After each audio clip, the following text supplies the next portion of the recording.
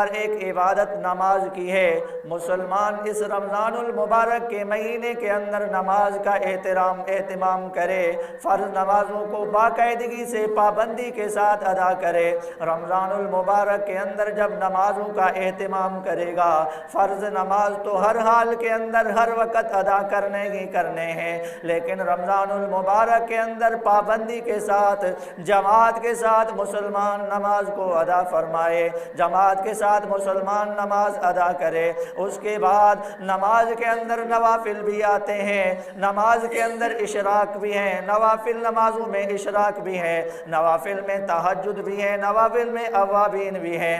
ان تمام چیزوں کا اہتمام کرے، ان تمام چیزوں کو اپنے وقت کے اوپر ادا کرے۔ پھر اس کے بعد دوسرے نمبر پہ جو عبادت ہے وہ اللہ کے کلام کا تلاوت کرنا ہے، اللہ رب العزت کی کتاب قرآن مجید کو پڑھنا ہے۔ جب قرآن مجید کی تلاوت کرے گا تو اس کے ساتھ دل کی عبادت بھی ہو جائے گی۔ رمضان المبارک کے اندر قرآن مجید کی کثرت سے تلاوت کیا کریں، رمضان المبارک کے اندر قرآن مجید کو زیادہ سے زیادہ پڑھا کریں۔ کیوں؟ اس لیے قرآن مجید کے پڑھنے سے جب بندہ قرآن مجید کو دل سے پڑھتا ہے تو قرآن مجید کے پڑھنے سے اس کے دل کے اوپر قرآن پڑھنے کی جو ضربیں لگتی ہیں، پھر اللہ رب العزت اس کو اس دل کے اوپر اپنے انوارات اور اپنے برکات بھیجتے ہیں۔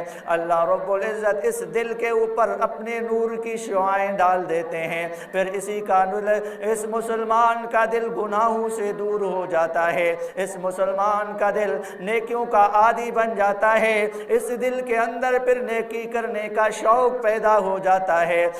پہلے نمبر پر مسلمان کا دل صاف ہو جاتا ہے، قرآن کی تلاوت کرنے سے دل اسی کا روشن ہو جاتا ہے۔ دوسرے نمبر پر تلاوت زبان سے کرے گا، اس کی زبان بھی اعلیٰ ہو جائے گی۔ تیسرے نمبر پر اسی تلاوت کو اس کے کان سنیں گے اور یہ کانوں کی عبادت بھی شمار ہو جائے گی۔ کل قیامت والے دن یہ کان بھی گواہی دیں گے، ربا اس نے تیرے رمضان المبارک کے اہتمام کے اندر، رمضان المبارک کے احترام کے اندر تیرے قرآن کی اس نے تلاوت کیا کرتا تھا، تیرے قرآن کو پڑھا کرتا تھا۔ رب العالمین کے سامنے کان بھی گواہی دیں گے۔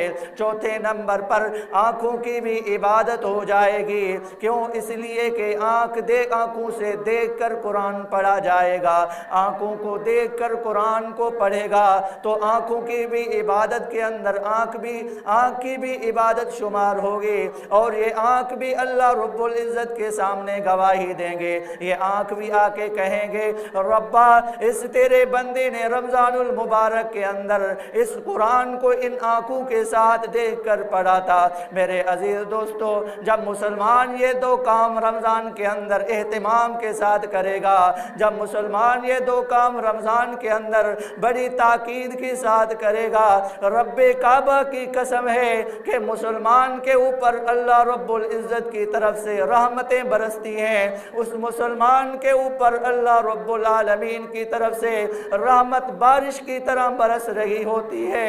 وہ مسلمان دنیا کے اوپر بیٹھ کر، زمین کے اوپر بیٹھ کر اللہ کی عبادت کر رہا ہوتا ہے، اور اللہ رب العزت، اللہ رب العالمین آسمانوں پر بیٹھ کر اس بندے پہ خوش ہو رہا ہوتا ہے۔